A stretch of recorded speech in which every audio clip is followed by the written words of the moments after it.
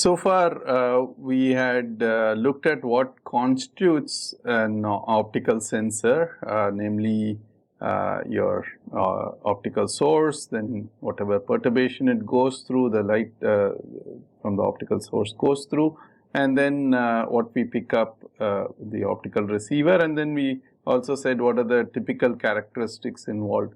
Now, let's go into a little more detail.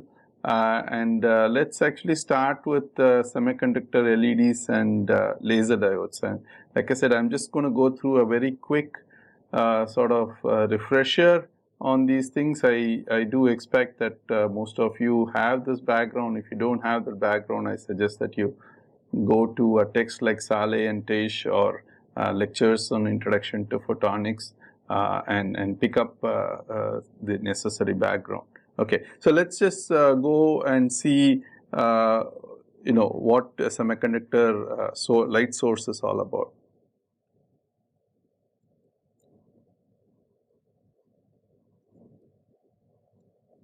Light emitting diode or a laser diode. Okay, so what is that based on? Well, we know that semiconductor light sources are essentially forward biased PN junctions, right? So you take a P-type semiconductor and you put that together with an N-type semiconductor, right? Then you're going to have certain charges move from the P side to the N side. The majority carriers on the P side are holes, and they're going to go to the N side, and similarly from the N side, the majority carriers electrons are going to diffuse into the P side. So you will essentially on the N side, you leave behind positively charged positive charges, and on the P side you leave behind negative charges. Now, how do you represent this in a energy level diagram? Well, you draw this across, and you say that's your Fermi energy, right? The Fermi energy is equal for both the P side and the N side, and we know that the conduction, the valence band is going to be very close to the Fermi energy for the P-type semiconductor, and it's going to be very close to the conduction band is going to be very close to the Fermi energy as far as the N-type semiconductor goes. So you have something like this, right, where this transition region, which corresponds to essentially the depletion region,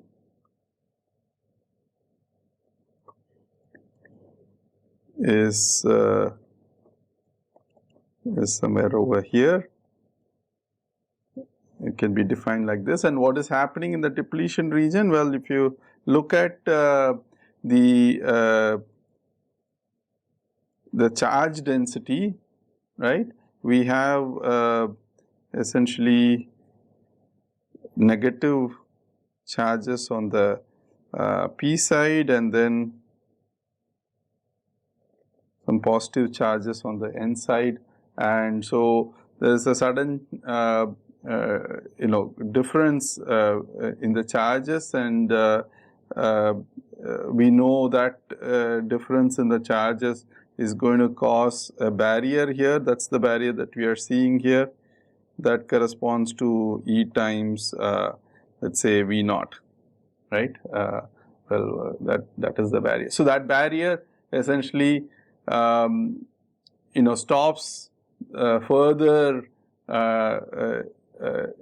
transport of these, exchange of these carriers, electrons from the N side going into the P side, or holes from the P side going into the N side.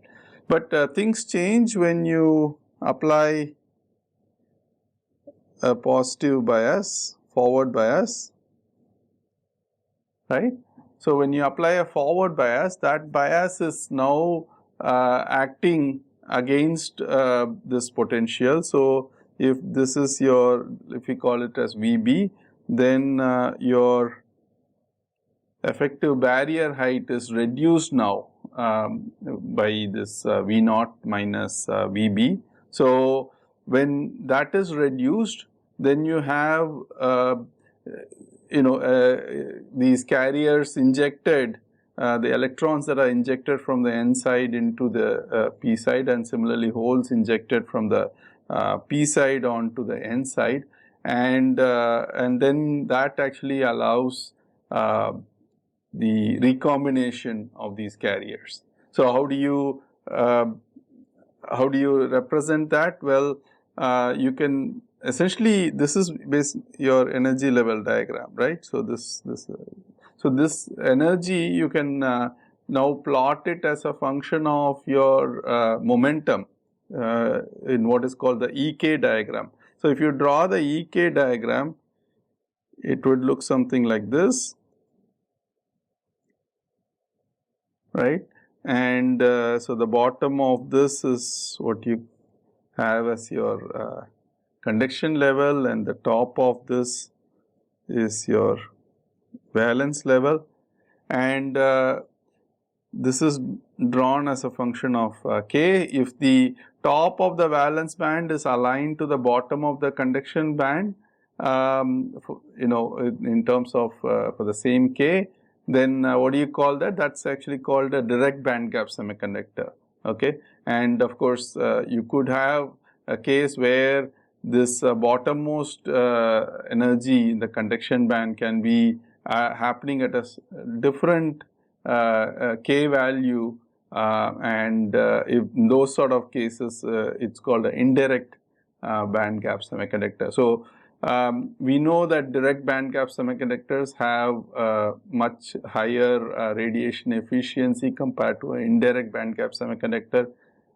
Example of indirect band gap semiconductor is silicon. So we know that the radiation efficiency for silicon is very poor, but if you're looking at direct band gap semiconductor like gallium arsenide or indium gallium arsenide and so on, indium gallium arsenide phosphide and so on, in those cases the radiation efficiency is much better. Nevertheless, what we are trying to track here is actually the transitions, the recombination of your electron with the hole. So let's actually look at this in a little more detail. To look at that, we need to now look at the specific energy levels within this band, and we know that the energy levels are closer to the band edge. They are relatively wider spaced, but as you go deeper into the band, then they will all be they'll have much higher density of states, right? And similarly, on the valence band, around the band edge, we have relatively low density of states, but as you go away, you start having a high density of states. So what we are talking about is now when we do the forward bias, you have this electron sitting in one of the energy levels in the conduction band, recombining with a hole in the valence band, and that recombination event now is producing a photon, right? That's generating a photon, provided that this band gap energy, which we are calling here as Eg, if that band gap energy is much larger compared to the thermal energy defined by KBT, then you have a good probability of having a photon emitted from this process, from this recombination process, right? The question then is, so how does the spectrum look like for emission like this? So you can go ahead and draw the spectrum as far as a LED is concerned. So this is intensity as a function of say wavelength,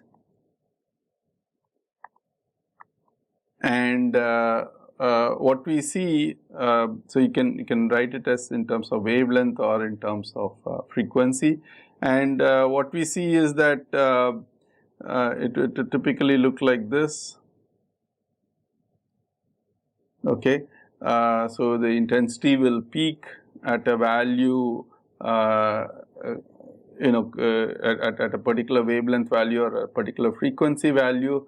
It will peak such that h times nu, which is the energy of the photon that's emitted, h times nu is just a little larger than the band gap energy, right? So of course there is very little emission photons lesser than the band gap energy, but beyond the band gap energy you start having emission, and the peak of the emission will typically happen somewhere closer to the band gap energy, right? So Eg plus kBt by 2 typically is where the peak of the emission happens.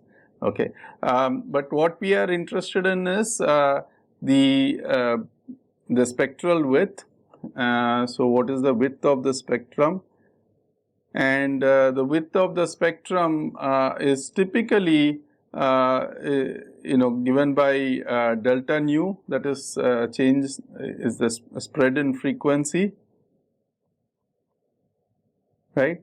The spread in frequency is approximately 1.8 times kBt, where kB corresponds to the Boltzmann constant, divided by h, where h is the Planck's constant. So this, for example, if you talk about room temperature, T equals to 300 degrees centigrade, let's say, this will be approximately 11 terahertz for T equal to 300 degree Kelvin. Okay, so it's in the order of 11 terahertz when T equal to 300 degree Kelvin. So 11 terahertz. So what does that mean? If you are doing this at 1550 nanometers, 100 gigahertz corresponds to about 0.8 nanometers. So 1 terahertz will be 8 nanometers. So 10 terahertz or 11 terahertz, let's say, it's corresponding to about roughly about 80 to 90 nanometers. So that will be the width of the emission, which actually corresponds to the picture here of transitions happening from different levels. Okay, all these different levels are what's causing this emission, this wide spectrum over here. Okay, like I said, the emission will start in terms of if you're looking at from perspective of frequency, h nu greater than Eg is where the emission will be, and the width of the emission will be roughly about 11 terahertz. Okay. Now that's actually explaining what happens with the spectrum, but we are also interested in what is the kind of output power we get. So how do we define the output power from a LED? If you say the output power is P out, P out is going to be given by the rate at which the carriers are injected. So if you say that the injection current here corresponds to I, you say I over Q. The Q is the charge of is the electric charge, right? So I over Q corresponds to the rate at which carriers are injected into this PN structure, and those carriers are converted into photons which have an energy h nu, and that is actually through a recombination process, right. So, which is actually determined by eta int. So, what is eta int? Eta int corresponds to the what is called the internal quantum efficiency. So, eta int, for example, is going to be given by the ratio of the radiative rate versus the total rate, which is corresponding to radiative rate plus the non-radiative rate. Okay. If you do that, you say that this will correspond to tau nr, that's the lifetime corresponding to the non-radiative recombination, divided by tau r plus tau nr. Okay. So, if tau r is relatively fast, which means that tau r is relatively small compared to tau nr, that means the radiation is happening faster than compared to the non-radiative recombination. In that case, eta int will be close to 1.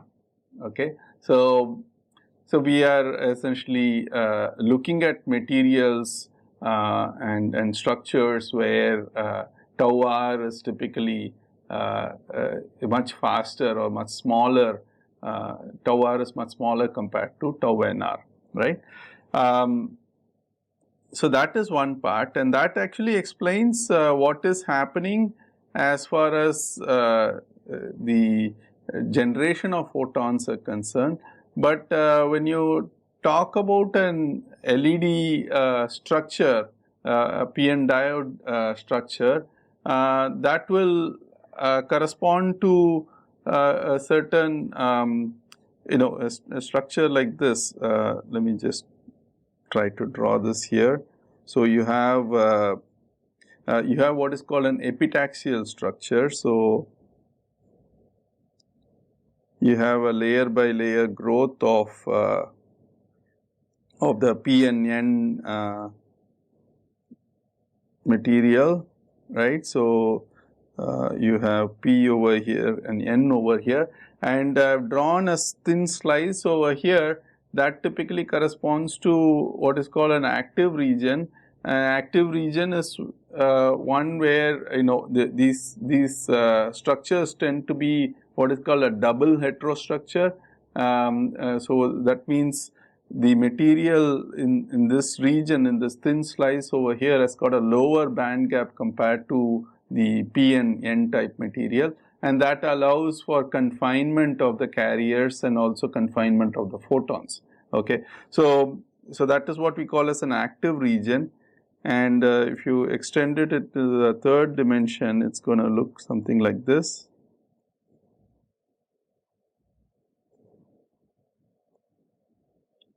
Right, and then you can define your electrodes like this.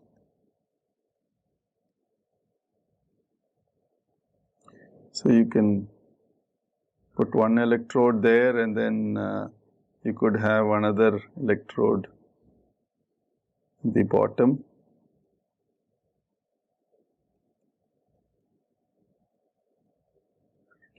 And so the current actually flows across this, and then that's when these carriers are injected and they recombine within this active region, and then they generate a light, okay, a certain output.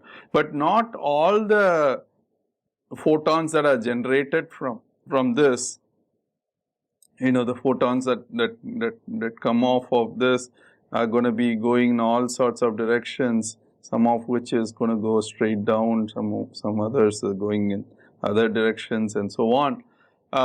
So only part of the light is actually going to be escaping this entire structure, and then only that part of the light is going to come out of this structure. So that actually is a very small fraction, and that fraction is given by what is called eta external, is the external, what is called the external quantum efficiency, and like I said, it defines what is the fraction of photons that are escaping from the structure, okay, and that is typically given by 1 over n multiplied by n plus 1 the whole square, something like that. So, so that's actually, if you say n is for gallium arsenide, n is greater than 3, so we are looking at a fairly small number. I think this is n square into n plus 1 the whole square.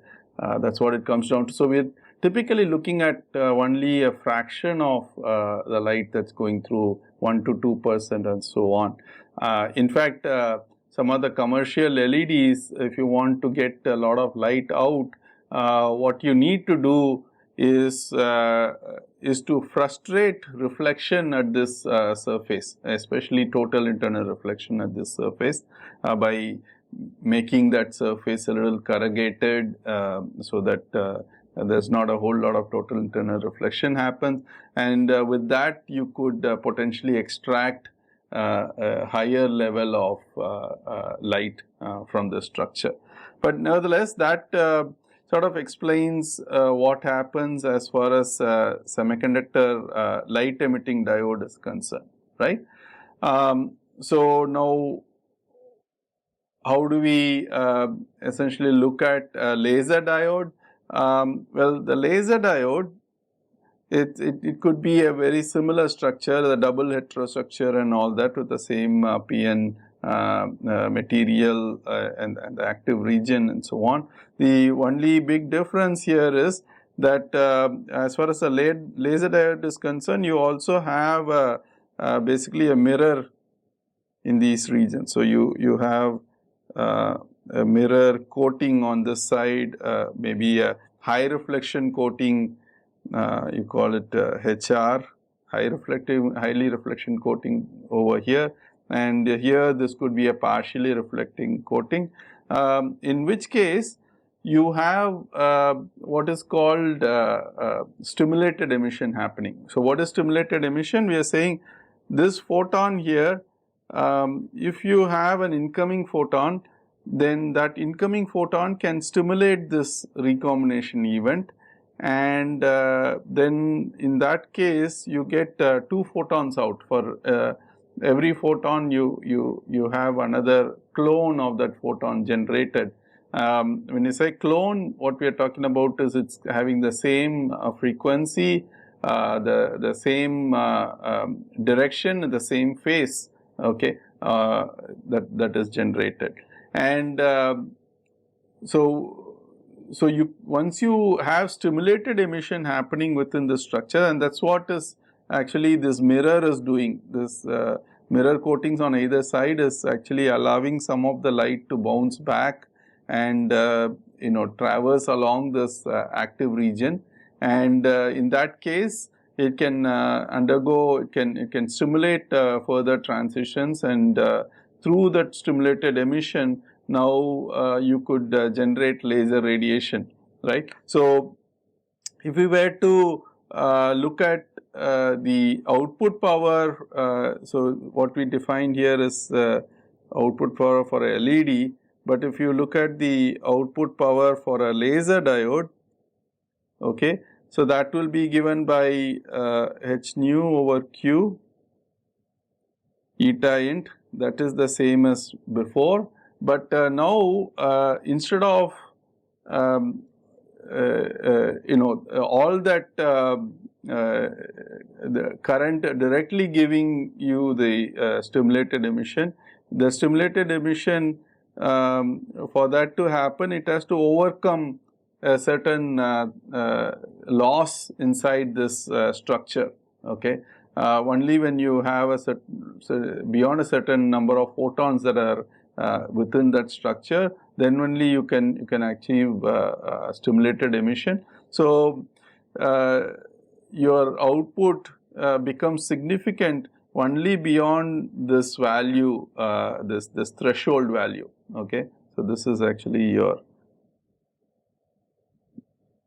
threshold. So the threshold condition corresponds to where the gain in the semiconductor material, which is actually a function of the injected current, the gain in the semiconductor material overcomes the loss inside this cavity. And this is actually what is called a Fabry-Perot cavity. So once you overcome the loss, then only you can sustain oscillation, and then you can have laser emission.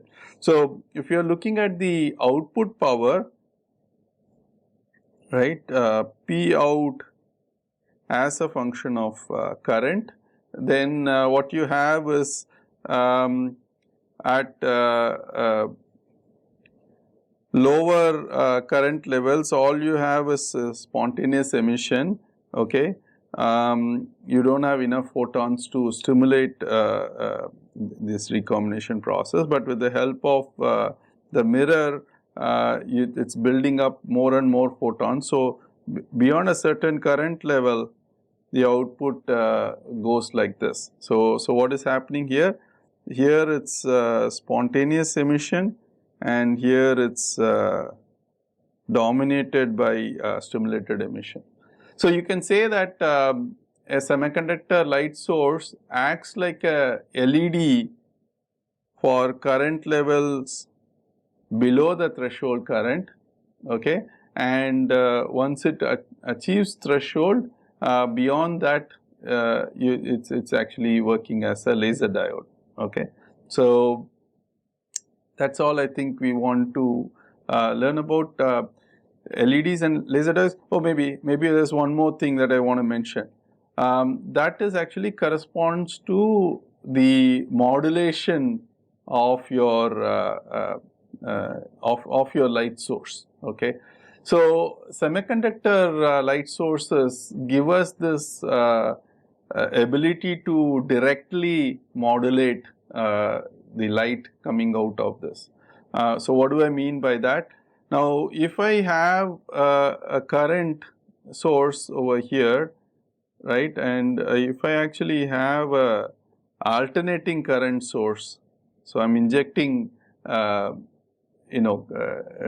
in a sinusoidal manner, then correspondingly the output, when you look at it, the output is now going to be increasing and decreasing as a function of time. Okay, so you can actually modulate the output. So what are we talking about here? So maybe I can bias my this current level, operating current level at somewhere over here. So I'd say this is my IB, and if I apply some change in the current level around that, my output will correspondingly show that change. Okay, so you can modulate the output power by modulating the injection current as far as the semiconductor light source is concerned. Of course, you can do that with a LED also, but in a LED you would operate below threshold and you would basically be modulating around this, right? The question is, what is the maximum frequency with which you can modulate? That frequency, that is what is called the modulation frequency, FM. FM tends to be limited by the non-radiative lifetime, the non-radiative recombination processes. So it's inversely proportional to tau NR.